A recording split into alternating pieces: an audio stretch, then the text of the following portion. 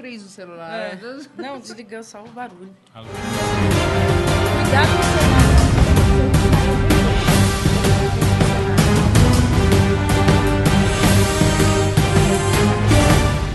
Aí, parou. Vamos começar mais um programa Gente que Fala. Eu sou Liliane Ventura e você está simultaneamente ligado conosco aí pela Rádio Trianon 740M e também pela tvexito.com.br. E você pode e deve participar conosco ao vivo, agora de 12h a 1h, através do telefone do ouvinte, que é o 11 50 81 3782, 11 50 81 3782. Muito bem, por e-mail, pode e deve participar conosco, liliane@tvexito.com.br.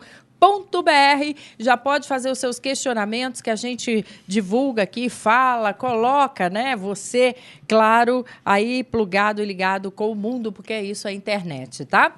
Olha, Dilma prepara mega evento para assinatura do pré-sal. Dinheiro do SUS é aplicado irregularmente. Publicidade pode voltar ao ônibus de São Paulo, aos ônibus.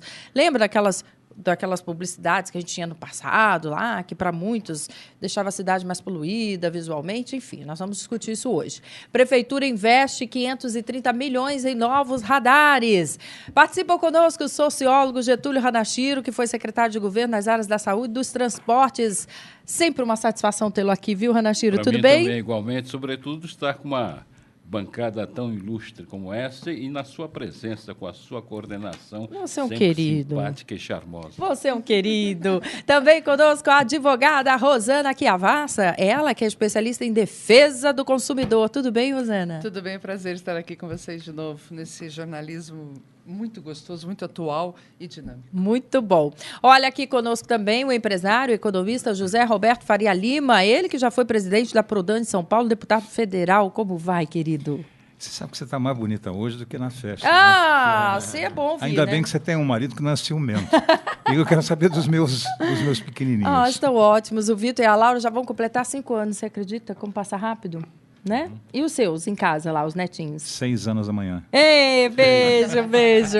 O advogado, nosso amigo Eugênio Palazzi, ele que é especializado em direito empresarial. Tudo bem, Palazzi? Tudo Alegria bem, te ver aqui, obrigado viu? Obrigado pelo convite mais uma vez ao seu programa e parabéns pela festa da TV, estava maravilhosa. Alegria tê-lo lá também, viu?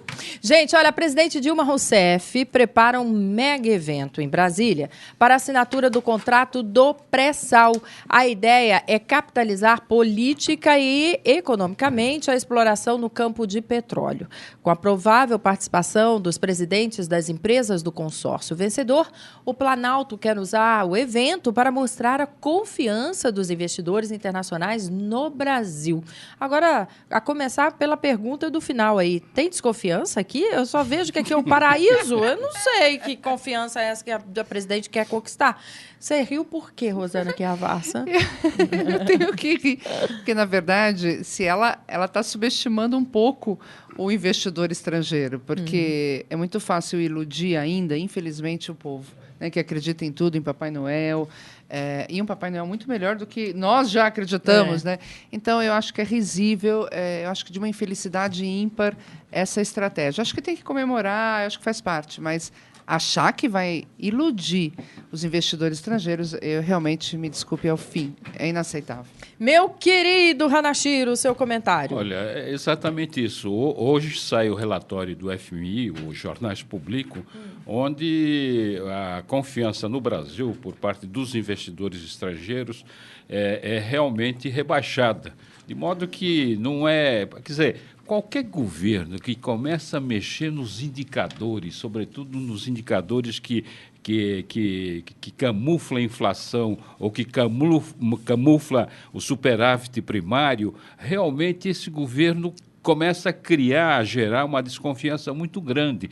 Então, não é um evento do pré-sal, onde, na verdade, só houve a participação de um consórcio, é que vai atenuar esse episódio. Eu acho, como disse a Rosana, que é preciso comemorar realmente o leilão do pré-sal. Agora, precisamos tomar cuidado. Na verdade, o pré-sal só nos vai dar petróleo daqui a 10 anos. E olhe lá, se der. não é? Vamos torcer para que dê, evidentemente, porque realmente isso seria um pouco a tábua de salvação do país do ponto de vista econômico, mas que é uma aventura muito grande e arriscada. Você retirar o óleo a 7.000 metros, não é? Você não tem ainda nenhuma experiência concreta em relação a isso. Você não sabe, finalmente, qual vai ser o custo para extrair um barril de petróleo a 7.000 metros. Em todo caso, o que quero salientar aqui não é com essas atitudes que nós vamos realmente trazer a confiança dos investidores, sobretudo os estrangeiros. Muito bem, você está nos acompanhando aí pela TV Êxito, o assunto é pré-sal. Aliás, o mundo mudou. Nós estamos usando uma plataforma aí da Petrobras. O mundo mudou, né, gente? Porque a gente tem aí debates políticos que não tem debate nenhum. Eu, pelo menos, fico nessa desilusão, né? Você tem leilão de uma empresa só. O mundo mudou. Ou não, meu querido Faria Lima? Olha, a única coisa que eu peço é que ela não gaste muito nessa festa. Não sirva foie gras. Entende? Não alugue hotéis como ela alugou lá, de $25.000 a diária. Porque esse pré-sal é aquilo que o Getúlio comentou, a Rosana tinha falado antes. Em 1976, o meu tio era presidente da Petrobras. E naquela época, eles descobriram essas reservas. Naquela época, 70 e pouco. Eu acho que você não era nem nascida, viu? Ai, mas olha, é de uma elegância Agora, ímpar. toda Que vez que existe psicólogo? alguma crise, eles fazem uma jogada no mercado financeiro. Alguém ganha e alguém perde. É estranho, porque nós já tivemos o Congresso Nacional discutindo para quem vai esse dinheiro. Já estão fazendo omelete com ovo que a galinha não pôs ainda. Nossa, isso é fato. Não é? Ela já está elogiando a educação futura. E o Brasil está evoluindo, nós estamos ficando cada vez mais burros, nós estamos sendo aprisionados pelo pensamento único. É isso mesmo. Ainda bem que o nosso amigo pode chegar lá, tentar ensinar Deus, ajudar Deus a tentar reorganizar essa situação toda que nós estamos vivendo confusamente no mundo, na qual o Brasil só se destaca, né? Ele vai dizer que nós já pagamos a dívida do FMI, que esses conselhos, eles são dispensados. Se o conselho fosse bom, a gente comprava. Comprava com real? A preço do pré-sal. A preço do pré-sal. Doutor Eugênio Palazzi, seu comentário. É muita pretensão da Dilma acreditar que vai, com um mega evento como esse, fazer o investidor internacional voltar a ter confiança no Brasil, aumentar a confiança dele, como bem disse a Rosana. Esse mega evento, no máximo, vai ser uma grande propaganda política, né? Para angariar votos, para demonstrar para o povo brasileiro que não tem a menor ideia do que é pré-sal, do que significa explorar petróleo e que não entendeu absolutamente nada do que foi essa concorrência e esse leilão que fizeram. Foi uma palhaçada, foi pífia a proposta que foi feita pelo petróleo brasileiro. Teve apenas uma empresa concorrendo, ou seja, demonstra que ninguém mais tinha interesse, né? O valor que foi apresentado não foi adequado, atingiu os patamares mínimos do leilão que é inicialmente proposto. Então, esse mega evento poderia ser não realizado, vamos dizer assim, e economizar esse dinheiro e evitar essa propaganda política, porque, de fato, não vai trazer nenhum benefício do ponto de vista internacional ou de confiança de investidor. Vai, sim, fazer propaganda política para o senhor PT.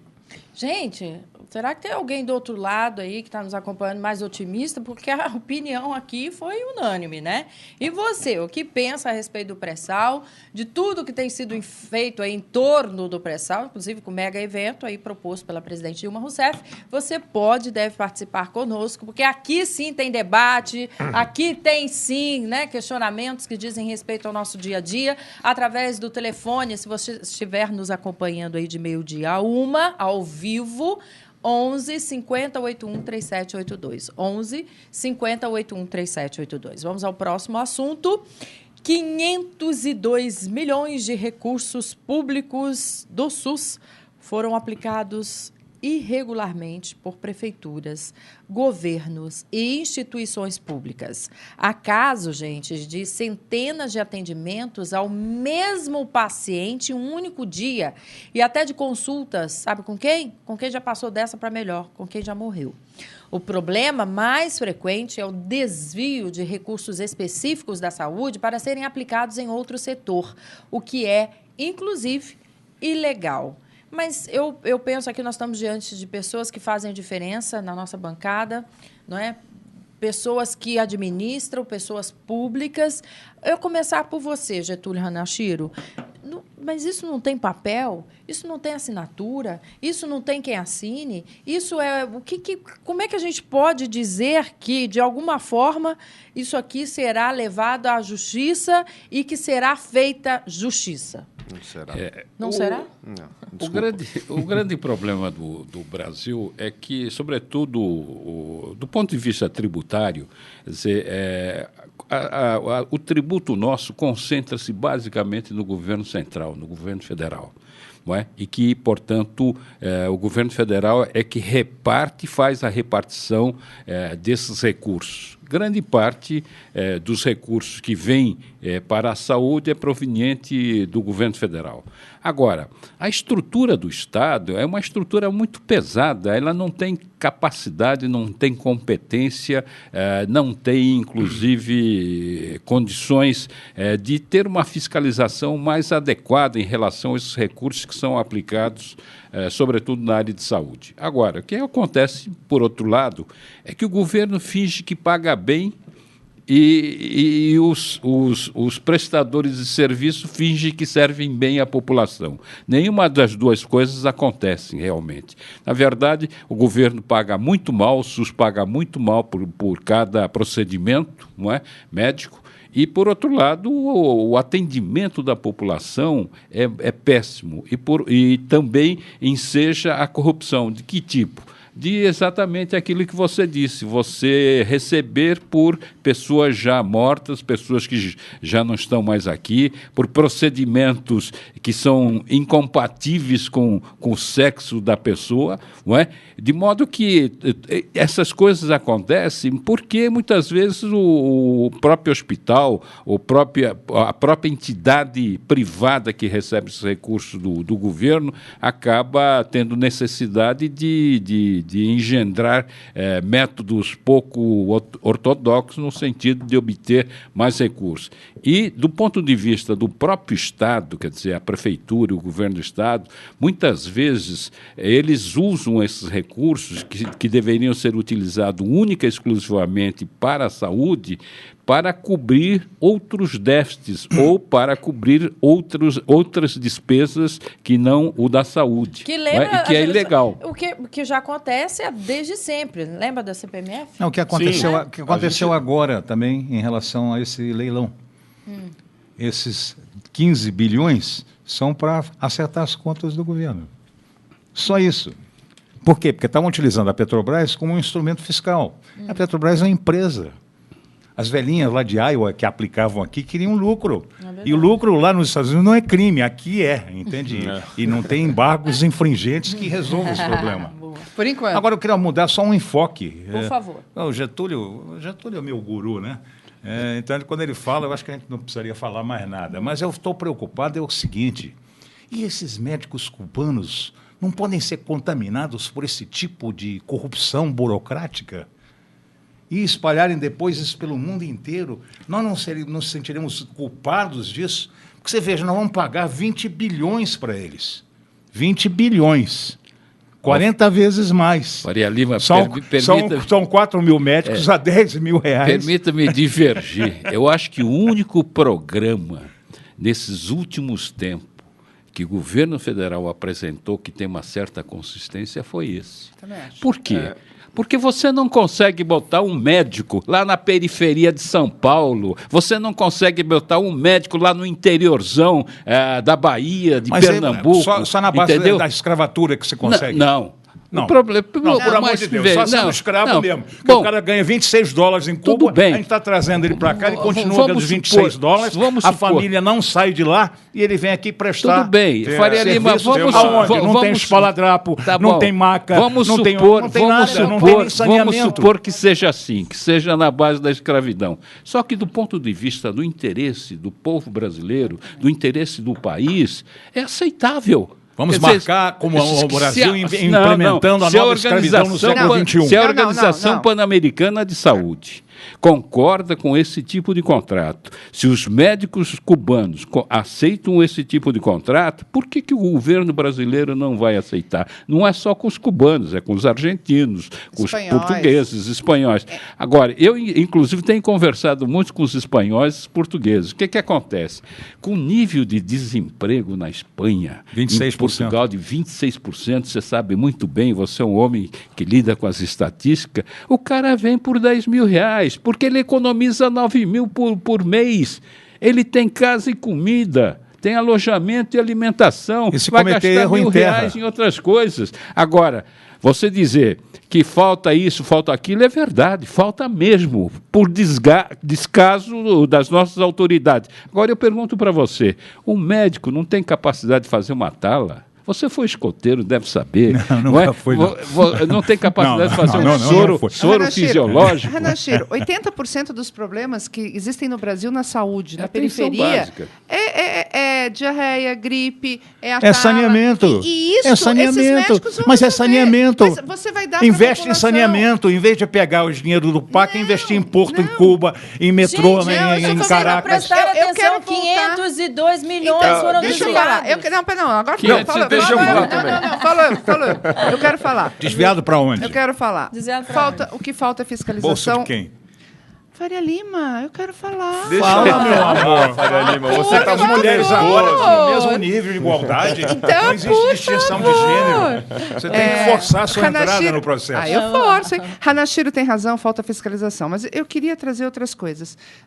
Todas as santas casas do Brasil estão falidas, porque realmente o SUS não paga nada. Agora, o SUS, o sistema SUS, é o melhor sistema de saúde público do mundo. Outros países... No plano das ideias. Claro, da ideia. No plano da ideia. E o inferno está cheio de boas intenções. Faria Lima. Ele é assim mesmo, desculpa. Então tá, é que é a minha primeira vez. Na próxima eu já vou cortando.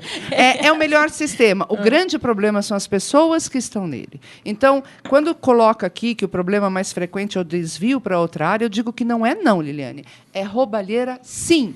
Eu lhe dou exemplo. Posso fazer só um comentário de rábula? Você disse que era trocar, o problema são as pessoas. Então vamos trocar os brasileiros pelos cubanos. A minha preocupação é que eles se contaminem com isso. É que não tem brasileiro que queira ir para o Amazonas e nem para a periferia. Eu sinto muito, Faria Lima. Ora, mas só para colocar, que eu acho que é muito importante. Hoje, São Paulo está vivendo essas terceirizações da saúde. Então, grandes hospitais estão cuidando de hospitais estaduais e municipais.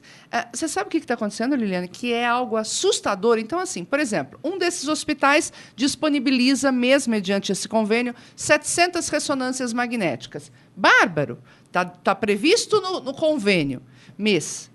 Sabe o que acontece, Ranachiro? Eles marcam 100 ressonâncias. Só que as outras 600 estão sendo pagas mês a mês. Mas eles dizem que não conseguem agendar. Então, aí está a roubalheira. Meu Deus. Até mesmo nesse sistema de terceirização, a roubalheira na saúde pública continua. É uma vergonha. Posso fazer duas ponderações. Primeiro, eu quero falar uma coisa sobre o que o Faria Lima falou, sobre os médicos cubanos serem corrompidos no Brasil.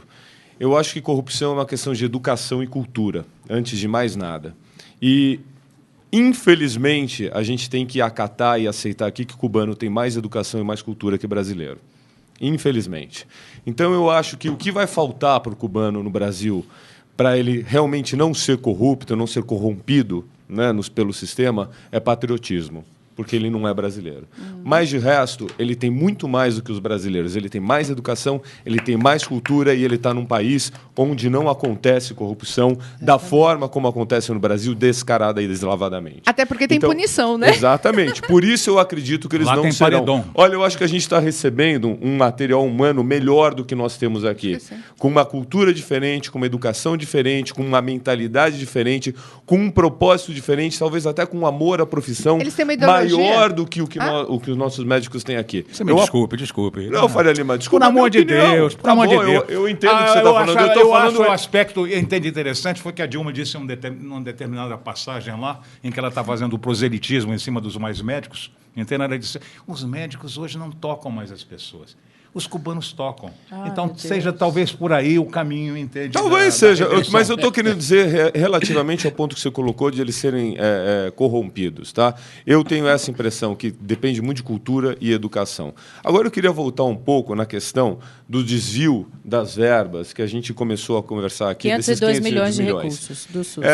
Eu já falei em outras vezes, em outras discussões que nós tivemos aqui, já conversei nessa época das manifestações populares. O que falta é uma legislação de responsabilidade que torne o administrador público responsável por essa verba carimbada. Porque, apesar de ser ilegal a não utilização dessa verba onde ela foi destinada, é ilegal, todo mundo sabe, está na lei, não existe uma sanção, não é aplicada uma sanção.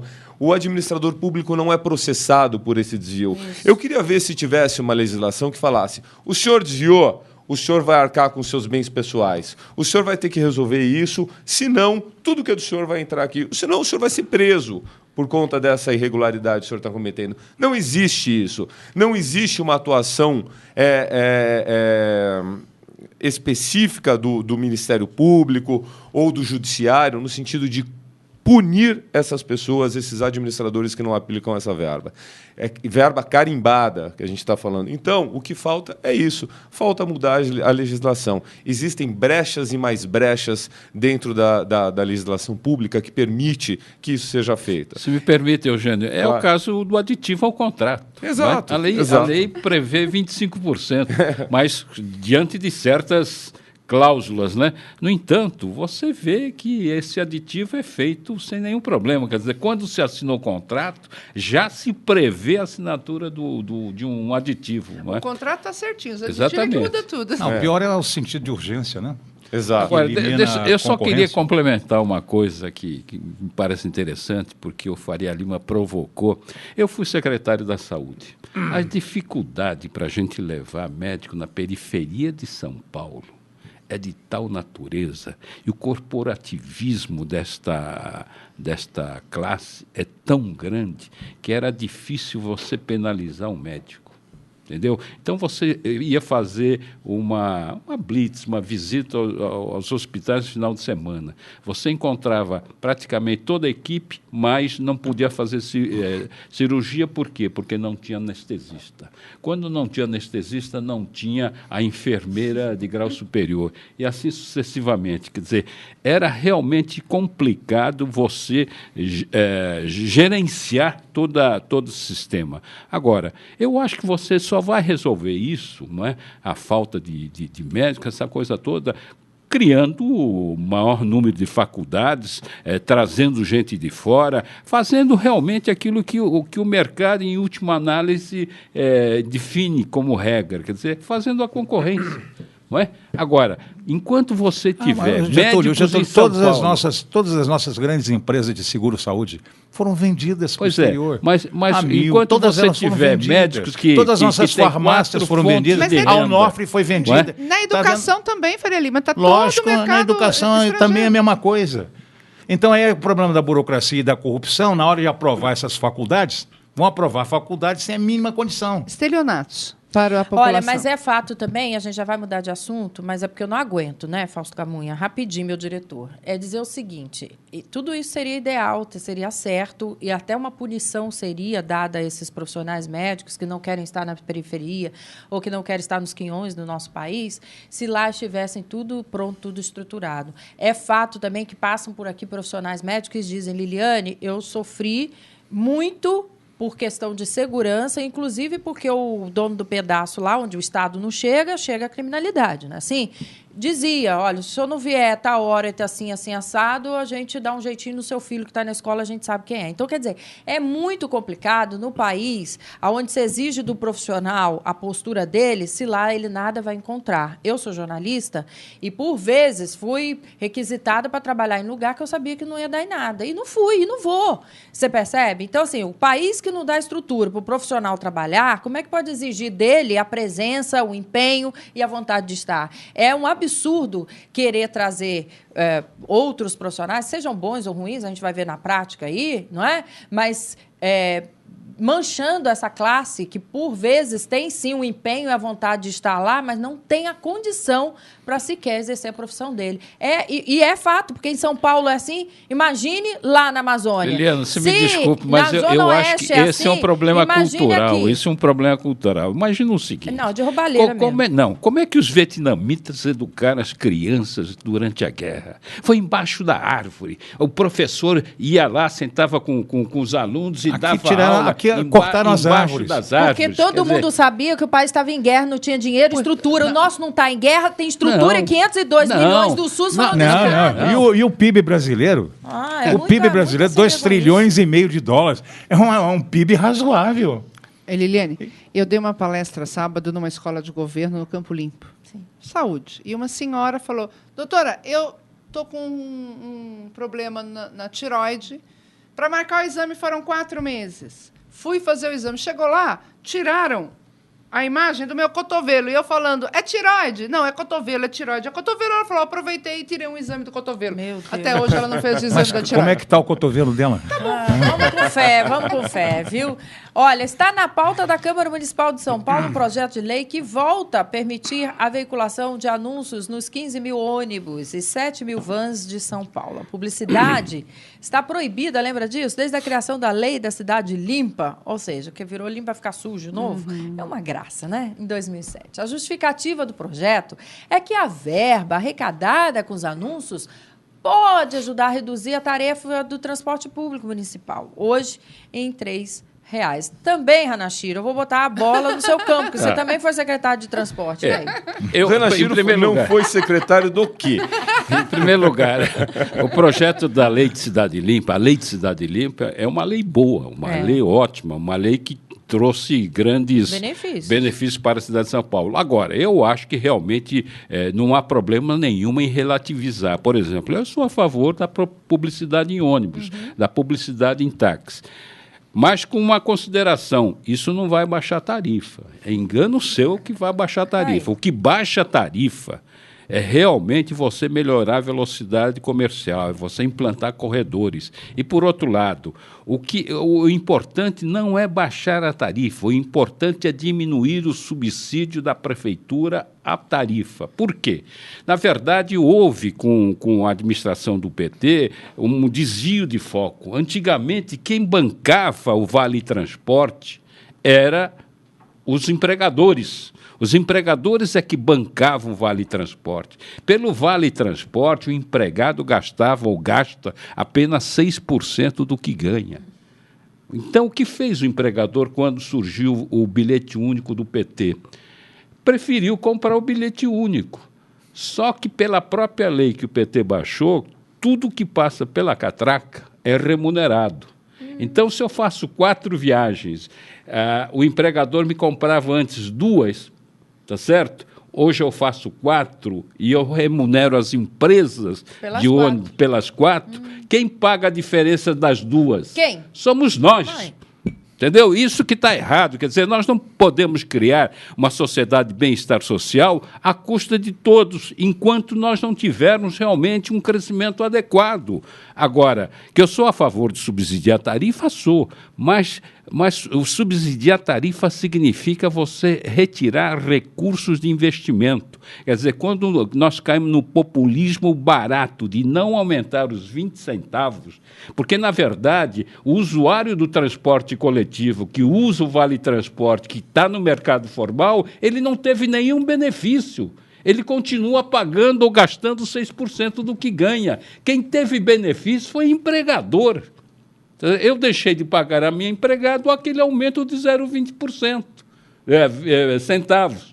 Quem pagou? A prefeitura, nós, cada um de nós é que está pagando isso. Então, essa é a diferença, esse é o foco que tem que ser colocado. Quer dizer, eu diria até aos vereadores que se deveria colocar uma cláusula no orçamento da cidade de São Paulo, que não se pode usar mais do que X% da renda líquida do município em subsidiar a tarifa. Por quê? Porque nós temos que ter dinheiro para fazer investimento. Nós vamos melhorar o transporte coletivo em São Paulo quando nós tivermos maior número de corredores, não apenas faixa, corredores que você segrega os ônibus têm uma velocidade melhor. Quando nós tivermos uma rede de pelo menos 250 a 300 quilômetros de metrô, é um absurdo você querer restringir qualquer coisa numa cidade que tenha do tamanho de São Paulo, de 12 milhões de habitantes, 70 quilômetros de metrô, minha gente, 70 quilômetros de metrô. Faria Lima, como é que ele vem da casa dele para cá?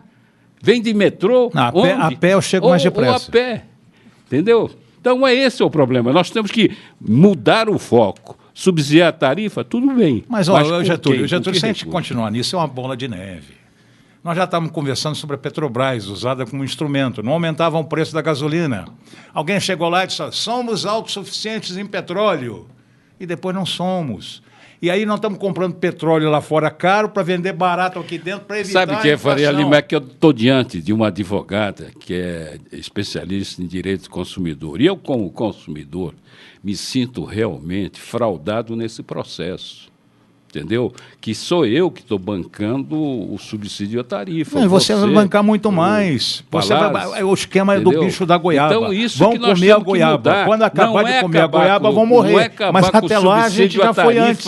Aos empregados. Entendeu? Esse tem que ter realmente um transporte mais barato. Mas é preciso saber quem que vai financiar isso. Vou fazer um rápido intervalo, vou deixar também os demais da mesa participarem, você. Rapidinho a gente vai e volta. Até já.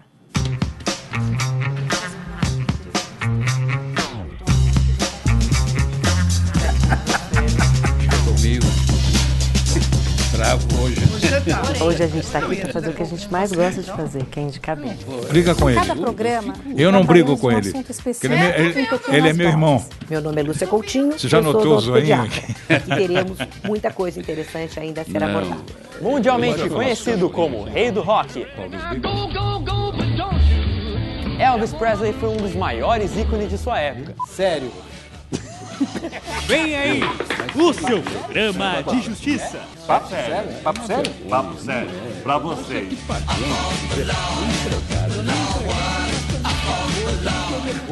Muito bem, comigo agora por telefone o doutor Arnosti, ele que é diretor econômico e financeiro da AFEPESP, e vai nos contar que a entidade entregou recentemente sua mais nova unidade regional na cidade de Marília.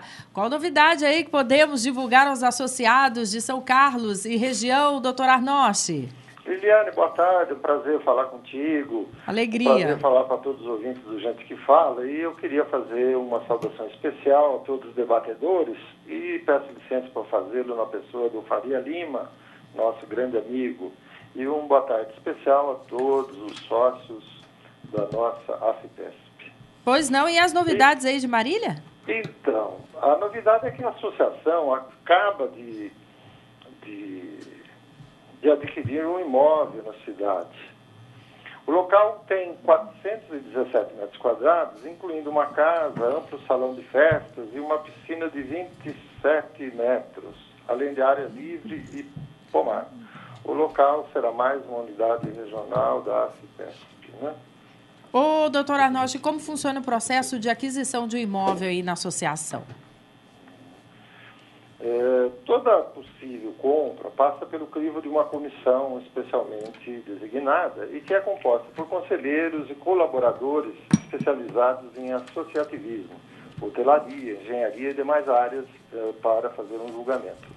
Essa comissão se responsabiliza pela análise de toda a viabilidade, como análise e contagem de associados na região, projeção de custo-benefício, estrutura e outras medidas. Uma curiosidade interessante é que o imóvel foi comprado de um casal de servidores públicos. Olha só. Ambos da educação e também nossos associados. Motivo que nos traz mais confiança e alegria Muito bem. Quantas regionais a FEPES possui atualmente? São 21, em todo o estado, né? Sendo 2 aqui na capital, uma unidade sul, no Brooklyn, e uma leste, no Tatuapé. E 19 na cidade. Araçatuba, Araraquara, Bauru, Bragança Paulista, Botucatu, Campinas, Franca, Guarulhos, Marília, Piracicaba, Presidente Prudente, Ribeirão Preto, Santos, São José dos Campos, Sorocaba, Osasco, São Bernardo, São Carlos e São José dos Campos. Muito bem. Santos aí pelo meio, né? O local está pronto já para receber os associados? O imóvel passará por uma fase de adaptação para se adequar à infraestrutura de uma unidade regional, que hoje oferece aí uma gama de serviços aos nossos associados.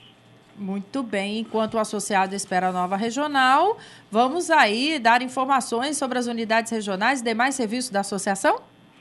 Olha, o site www.afipest.org.br contém todas as informações e demais dados que possam interessar os nossos associados. Doutor Arnosch, muito obrigada pela participação e pela boa notícia. Muito obrigado a você. Uma boa tarde. Bom trabalho. Tchau, obrigada. Outro convite que eu quero te fazer aqui, que o Rotary Clube de São Paulo, Vila Guilherme, organiza pelo 3º ano consecutivo a sua campanha de doação de sangue, que visa reduzir o déficit do produto nos hospitais paulistanos. A campanha, que coletou 100 bolsas em 2011 e 200 em 2012, pretende superar a marca de 300 bolsas de sangue neste ano. A coleta será feita até sexta-feira, dia 25 de outubro, nos postos da ProSangue, do Hospital das Clínicas, no período da manhã, e do Hospital do Mandaqui, no período da tarde. A campanha conta com o apoio das empresas parceiras, da Guarda Civil Metropolitana e de 15 subprefeituras da cidade de São Paulo. Participe.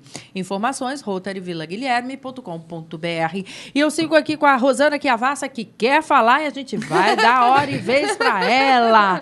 Essa mulher que se empenha, né, como advogada aí no direito do consumidor. Conte-nos aí sobre essa notícia que comentávamos há pouco, minha querida, sobre a publicidade dos ônibus que deve voltar e que, como já disse para nós o nosso querido Hanashiro, que é uma falácia, porque nada vai reverter em benefício do usuário. Isso aí é comércio puro e total. Vamos lá. Eu não tenho dúvida. Eu conheci empresários que atuavam no setor antes de 2007, que foram a total falência, hoje estão passando sérios problemas. E é incrível, porque você vê um governo vem, faz, o outro vem, desfaz, daqui a pouco outro vem e faz de novo. Eu acho que está na hora de termos... reativarmos o pacto social mesmo, Liliane, da população começar obrigatoriamente a ser consultada. Olha, há um investimento, está aí a cidade com outdoors, etc. Vamos para a cidade limpa? Aí a população vem e fala, para que não aconteça isso, né? Um tira, um põe, tudo para favorecer os amigos. Mas agora, como de advogado de direito do consumidor, uma dúvida que eu estou indignada. A história do IPVA. Não, do controlar. Do controlar. Uma multa, gente, de 600 e poucos reais, para quem não faz. Aí você vai e marca, aí diz que não precisa fazer mais, aí o outro diz que demarca. Então, está uma confusão tremenda. Tá. O que fazer? Liliane, enquanto consumidora, que foi lá, marcou, disse que não havia necessidade de fazer. Agora, se eu receber uma multa? Recorrer. Recorrer. Pagar multa, não. O governo só vive de multa. A arrecadação da prefeitura, o Getúlio vai falar, porque quando o Getúlio fala, ele sabe de tudo aí. Mas o que esses guardinhas da CET fazem além de multar? Teve entende, que se fantasiou de árvore para te multar. Hoje ele é poste lá no Alasca, mas ele só faz te multar. É tudo uma visão policialesca do processo. Eles usam todo um instrumental tecnológico numa visão policialesca para acabar mas o que com a gente você. tem que fazer? Mas, então, peraí, Lili, só para eu falar fazer? para o consumidor. Isso. O que não falta são notícias na mídia escrita. Você acha fácil no Google. Notícia do tá valendo, não está valendo. Na TV isso também. É você se municiar dessas notícias todas de vai, volta, controlar, faz, não faz, e recorrer. Obviamente vai ganhar não vai pagar essa multa. Porque realmente a prefeitura... Está uma festa, né? Está uma festa. Ou seja, mas vão te colocar o nome no Serasa, hein? Não vão... Não, e a justiça vai demorar. E a justiça vai demorar para resolver o problema. Não interessa que a justiça demore. Vai condenar e vai receber dano moral. Gente, por favor, não fujam do judiciário achando que demora muito. Ainda, para mim, é o único poder sério nesse país. Muito bom. Vamos lá, Palazzi. Doutor Agora Palazzi. que fizeram a reforma lá no Supremo, eu acho que também. A minha ponderação sobre a questão dos ônibus é que eu sinto que, por interesses, por lobbies, e o lobby da publicidade no Brasil é muito forte, em 10 anos a Lei Cidade Limpa não vai funcionar mais, vai acabar. Ela foi feita em 2007 e vamos falar que a partir de 2017 ela já vai estar... já era a lei.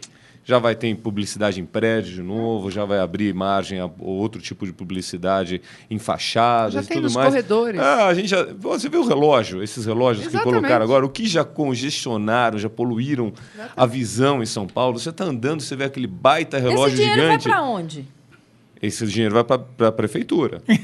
Para onde dentro da prefeitura? Mas aí a prefeitura aumenta Vamos ser bem honestos. A questão do relógio... Mas se tem entrando mais dinheiro, vai aumentar o IPTU. A questão do relógio, eles pagam para a prefeitura uma participação, uma taxa, né? Eles entraram numa concorrência. Quem ganhou essa concorrência do relógio ganhou. Foi a Odebrecht, né? Um grupo fraco, diga-se por sinal. Que fazendo o estádio do Corinthians lá. Então a Odebrecht ganhou essa concorrência e ela vende pelo valor que ela quer, né? Colocaram dezenas... E agora vale falar uma coisa, porque colocaram milhares de relógios em São Paulo e cada relógio que você vê instalado, eles não arrumaram a calçada. Todas as calçadas destruídas. Eles colocam um relógio e a calçada fica quebrada e feia. Eles não arrumam, eles não reparam, eles não reconstituem o jardim, eles não reconstituem o piso que tinha lá. Pior é que o relógio atrasa. E desproporcional, né? Porque o relógio dá uma informação de hora, temperatura e qualidade do ar, de um tamanho mínimo e uma publicidade gigantesca. Né? No pior das hipóteses, para fazer uma coisa como aquela, deveria ser obrigado a colocar algum tipo de informação importante para a população. Ou seja, você pode pôr a publicidade, mas coloca também um noticiário, alguma coisa, alguma informação de saúde, alguma informação de educação, alguma coisa que... Alguma campanha positiva. Alguma campanha para o governo que construa, né? Mas não só que faça publicidade. Deveria ter sido pensado isso. Né? Agora, você atrelar... pouparam a Odebrecht de arrumar as calçadas, né? Também ela está com problema. Está fazendo o estádio do Corinthians. Você me permite? Eu acho que você tem razão, mas eu acho que no Brasil nós somos muito radicais, ou 880, não é? Por exemplo, a Lei de Cidade Limpa, ela foi muito radical. Eu acho que certo tipo de publicidade não teria problema nenhum se manter, mas não, vamos acabar com tudo. Agora, evidentemente que você começa a ter essa brecha, o pessoal está vendo que não era bem assim. A mesma coisa no negócio de controlar. É muito interessante, muito importante você fazer o controle da emissão, mas não de carros novos, porque você não sabe... Os ônibus da prefeitura. Carro que saem, os ônibus da prefeitura, carro que saem da fábrica recentemente, onde está sob garantia do próprio fabricante. É ridículo, você tem que fazer. Especialmente porque a gasolina já vem poluída. Você vê os carros de 5, 10 anos andando, soltando uma fumaça gigantesca, um cheiro horrível. E eles não passam a controlar. Pois é, e você não ter um sistema ainda de controle dos outros veículos. Por quê? Porque esses veículos estão andando clandestino. Nós temos 1/3 da nossa frota andando clandestino. Não vamos falar de clandestino, não. Vamos falar dos ônibus da prefeitura que mais poluem por causa do óleo diesel. Vamos falar disso. Vamos enfrentar. Aí nós vamos entrar na Petrobras, que não fornece... Não, mas quem polui... Isso não é patriótico falar mal da Petrobras. Não é patriótico. Começamos com a Petrobras e voltamos. Peraí, mas carro também usa combustível da Petrobras. A mulher levou à falência uma loja de R$1,99. Não ia levar à falência a Petrobras? Pelo amor de Deus. Deixa eu deixar você mais indignado aqui, que a Prefeitura de São Paulo concluiu a licitação do novo sistema de fiscalização. Que havia suspenso na Justiça. Agora, a cidade vai gastar 530 milhões por 843 radares que irão flagrar o desrespeito, limite de velocidade, rodízio e áreas restritas. Por que ironia, Liliane? Porque é o seguinte, tem que funcionar para todo mundo, não é? Por que a gente acabou de dar uma notícia aqui, acabamos de dar de mau uso da verba do SUS, que as pessoas estão morrendo. Aí vem essa questão de radares aqui, que bem disse o nosso Faria Lima, que a prefeitura, aliás, todos, né? A maioria dos órgãos tem trabalhado aí em cima de multa e de flagrantes. E cadê as campanhas? Cadê as campanhas de orientação para as pessoas que dirigem? Ninguém. Eu não entendo, mas vou passar para outra notícia aqui, porque a gente vai seguindo e vai comentar que dá tudo no mesmo. Quer ver? Associações de moradores querem recorrer à justiça contra o aumento do IPTU previsto pela Prefeitura de São Paulo, alegando não haver transparência nas regras do imposto. O jurista Ives Gandra Martins diz que o aumento é legal, mas não razoável. Não, imoral. Por ser muito acima da inflação. Em períodos de moeda estável, nunca havia um reajuste de tributo nessa proporção, disse o doutor Ives Gandra. E o que dizer nós? Vamos lá, minha querida advogada. A gente pode dizer palavrão aqui ou não? Você tem que dizer alguma coisa e falar um palavrão, né? Inconstitucionalissimamente. Bom, esse é um palavrão, né? Otorrinolaringologia. Eu queria que o Getúlio falasse daquela campanha que o CT fez para que houvesse doações para aquele órgão pobre que estava precisando de mesa, de escrivaninha, de máquina de escrever. Uma das formas de você resolver esse problema é exatamente comprando os radares para controlar a velocidade. Por quê? A verdade é o seguinte, a Prefeitura de São Paulo arrecada cerca de R$1 bilhão através da aplicação das multas de trânsito. É um volume razoável. Agora, eu acho que a Prefeitura, nesses últimos anos, gastou muito mal seus recursos. Primeiro, quando deixou de pagar a nossa dívida com o governo federal, aumentando, portanto, a taxa de juros de 6% para 12%. Mas agora já conseguiu uma redução. Agora conseguiu, mas ontem, né?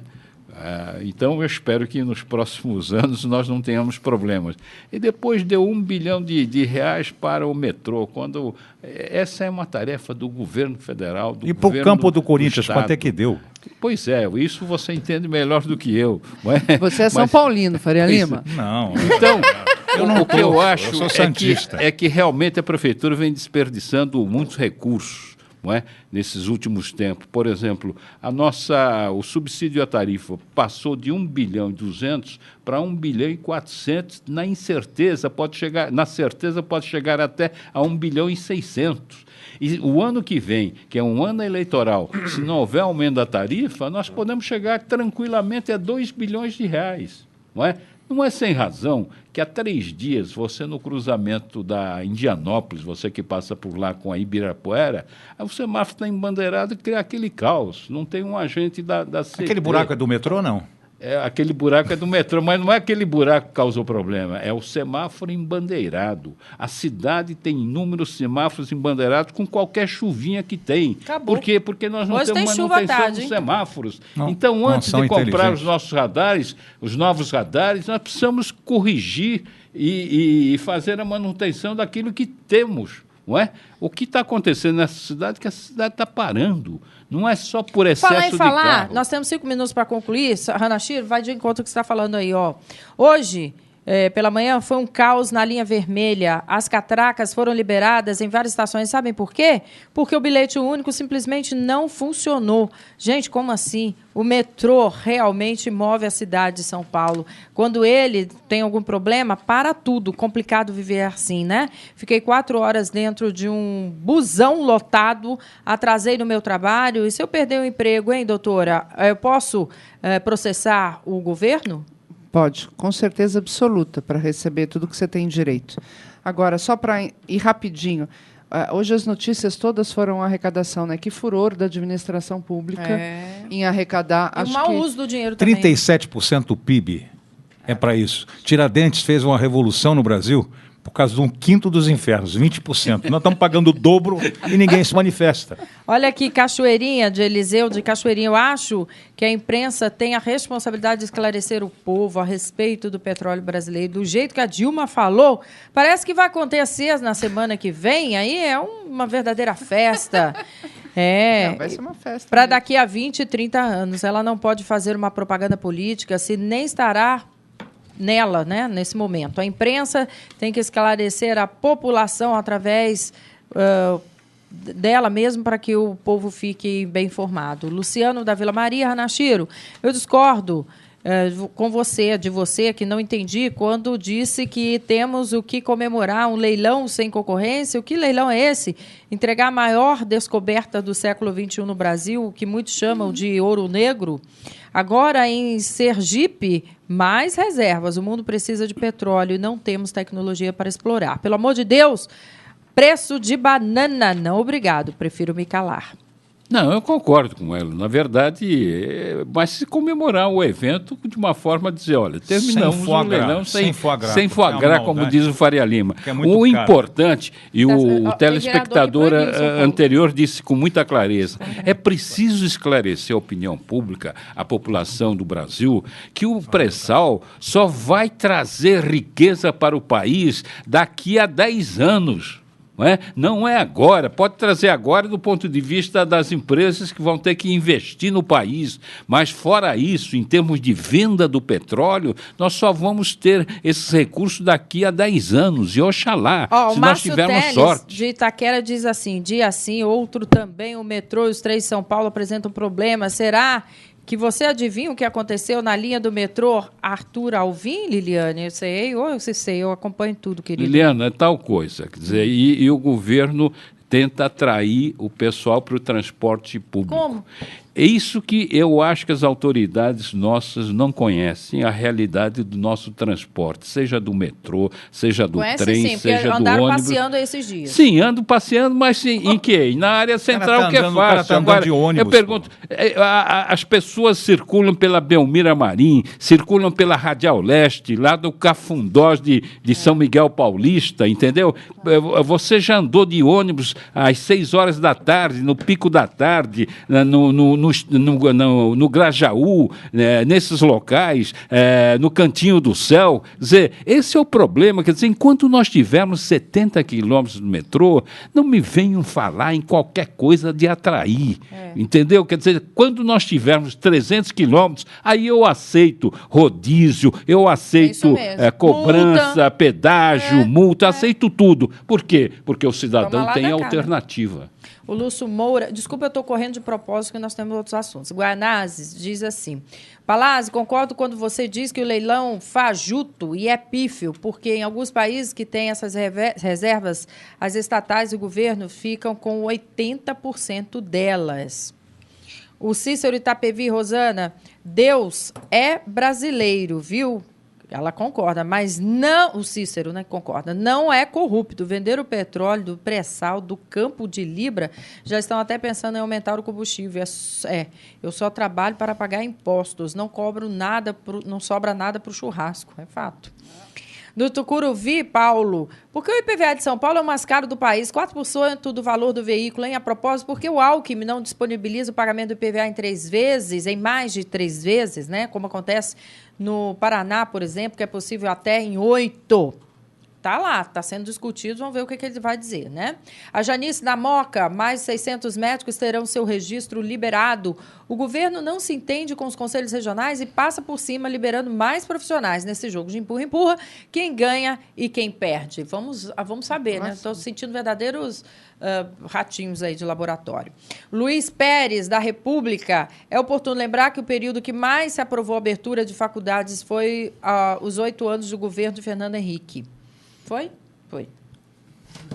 Muito bem, vamos falar dos cãezinhos? Isso aqui está dando mais pano para manga, hein? O ministro Marco Antônio Raupp, da Ciência e Tecnologia, afirmou que a invasão ao laboratório do Instituto Royal, quando ativistas resgataram lá 178 cães, foi aí considerada fora da lei. Segundo o ministro, os estudos feitos com animais na instituição cumpre a legislação brasileira. Ele disse ser favorável ao uso de animais como cobaias, enquanto não houver outros meios seguros de testar medicamentos. Doutor Palazzi? Não foi fora da lei, foi criminoso. É diferente. Fora da lei é o que o administrador público fez aí, desviando dinheiro carimbado. Isso foi crime. Eles causaram dano, eles furtaram, né? Eles depredaram, eles atentaram contra pesquisas importantes e não agiram da forma correta. Eles foram tão criminosos quanto essas pessoas que depredam a cidade nas suas manifestações públicas, quando vandalizam a cidade, quando quebram estátua durante as manifestações públicas, as manifestações populares. Mas não está correto o que eles fizeram. Mesmo porque existem outras formas para questionar, para verificar, para averiguar. Eles deveriam ter feito denúncias, eles deveriam ter procurado resolver a situação de outra forma. Agora, o que me causa grande indignação é por que pode fazer isso com um rato e não pode ser feito com um cachorro? Por que pode fazer pesquisas com outro tipo de animal e não com cachorro? Tem gente que leva cachorro muito a sério. Acho fantástico cuidar de bichinho e tudo mais. Mas esse povo que cuida tão loucamente do cachorro deveria saber que tem muita criança passando fome.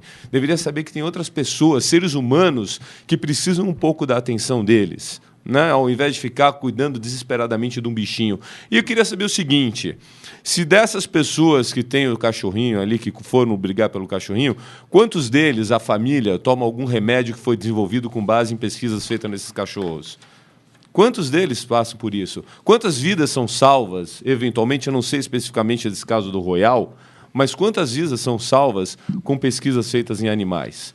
Então, eles tinham que rever um pouco essa postura. Eu acho que essas pessoas têm que ser severamente punidas pelo crime que cometeram. E eu continuo, não só elas, como os mascarados que estão aterrorizando o nosso Brasil.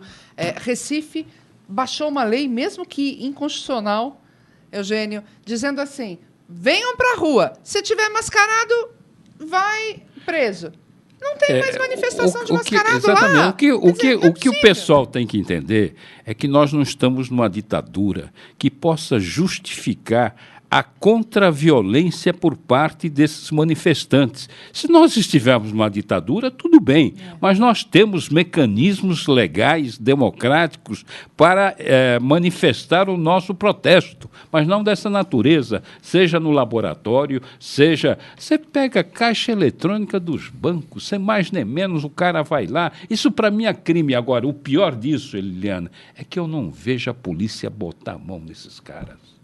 Entendeu? Eu não vejo a autoridade governamental dizer é para prender, indiciar, entendeu? E abrir inquérito policial e mandar para a justiça. Renacheira, a polícia está assim, se fizer o bicho pega, se não fizer o bicho come. Apática. A polícia ela está sem saber o que fazer, falta comando, eu concordo com você. É uma descrença geral, porque nós vivemos uma atmosfera de impunidade nesse país. Exatamente. Nós não temos exemplos vindo de cima. Os nossos maiores não nos dão exemplos. Você pode pegar do poder legislativo aquele que estava preso, se bem que pegaram um de Rondônia, podiam ter pego um aqui de São Paulo, do Rio, que seria um impacto maior. Liberaram, ele continua deputado, vão fazer um anexo lá na Papuda para que ele não possa pegar chuva quando for para o plenário. No judiciário, a mesma coisa. Vamos falar mais de justiça aqui, ó. Responsáveis pelo julgamento de uma ação que vai decidir se os servidores terão que devolver, não é, o dinheiro aí que receberam acima do teto salarial de 28 mil, quase todos os ministros do STF ganham valores acima do limite. A exceção é a ministra Rosa Weber. Levantamento dos salários mostra que todos os demais ganham abonos de permanência e outros pagamentos extras. Ping-pong, porque o tempo é curto. Tem que devolver tudo. Essa coisa de que não vai receber mais, mas não vai devolver, para mim, é assustador. E já devolvem numa condição tão fantástica, porque é em suaves prestações mensais. Agora, há quanto tempo isso está na Constituição, né? Há muito tempo. Desde 88. E, no entanto, você não houve nenhuma consequência disso. Como é que o povo pode realmente acreditar? O povo está acreditando no Bolsa Família. Ou seja... Os marajás não acabaram, né? Continuam aí os mesmos de sempre, só mudaram da mesma de forma. sotaque. Exatamente. Só mudaram de sotaque. Acabou? Acabou, Renato? Você hoje está tão indignado? Exopilou? Pois desabafou?